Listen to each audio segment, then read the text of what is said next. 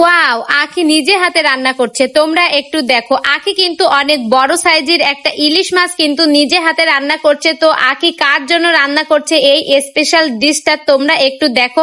আখি কিন্তু নিউ ব্লগে বলেছিল যে আখি নিজের হাতে রান্না করে শুধু তার স্পেশাল মানুষের জন্য আর স্পেশাল দিনগুলোতে।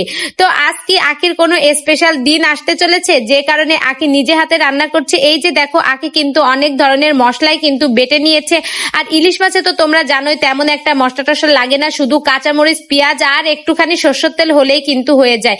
এই যে দেখো, ইলিশ মাছটা কিন্তু মাশাআল্লাহ অনেক অনেক বড়ই ছিল। এত বড় একটা ইলিশ মাছ আখির বাসায় কে গিফট নিয়ে আসলো, আমার তো সেটাই মন বলছে।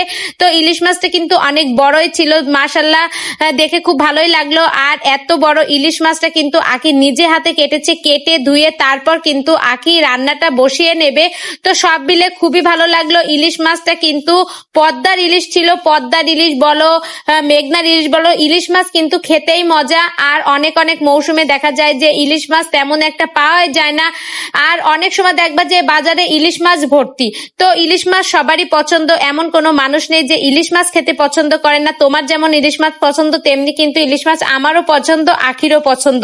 তো এত বড় একটা ইলিশ মাছ দেখে কিন্তু খুবই ভালো লাগছে। আখি কিন্তু ইলিশ মাছটাকে নিজে হাতে মেরিনেট করছে।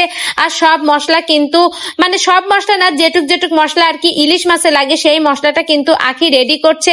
তো ইলিশ মাছ একটা বিষয় কি জানো, ইলিশ মাছ কিন্তু অনেক নরম মাছ। এটাকে যদি তোমরা সামান্য একটু পেঁয়াজ মরিচ দিয়ে মাখিয়ে চড়াই দাও তাহলেই কিন্তু হয়ে যায়। তবে একটা বিষয়, সয়াবিন তেলের চেয়ে কিন্তু ইলিশ মাছের সরষের তেলটাই বেশি জরুরি। তো সরষের তেলটা দিয়ে মাখিয়ে রান্না করবা, দেখবা ইলিশ মাছের টেস্টটাই কিন্তু বেড়ে যাবে। তো ইলিশ মাছের আবার অনেকেই আছে কি জানো, ইলিশ মাছ খেতে পারে না, ইলিশ মাছে অনেক অনেক অ্যালার্জি হয়। তারা অল্প খাবে, অল্প একটু খাবে, কারণ ইলিশ মাছ একটা স্বাদের মাছ। এই মাছটাকে যদি তোমরা না খাও অ্যালার্জির ভয়ে, তাহলে তো আর হয় না।